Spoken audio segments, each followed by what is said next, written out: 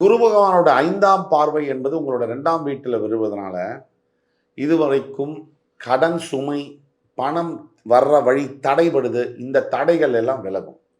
கடன் சுமையிலேருந்து கண்டிப்பா நீங்க இந்த 45 நாளைக்குள்ள கொஞ்சம் கொஞ்சமா வெளியில வரத நல்லா பார்க்க முடியும். அதே மாரி குடும்பஸ்தானம், வாக்குஸ்தானமாகவும் 2ஆம் வீடு வரதுனால, நீங்க பேச்சுவார்த்தை மூலியமா குடும்ப பிரச்சனைகள தீர்க்கிறதுக்கு இந்த காலகட்டத்தில நீங்க முயற்சி இன்னைக்கு உள்ள காலகட்டத்தில யாருமே நம்ம பெத்த குழந்தைங்கலாம் நம்ம பேச்ச கேட்கறதே கிடையாது. இது உங்க வீடு, எங்க வீடுன்னு இல்ல, எல்லார் வீட்லயும் இப்படிதான்.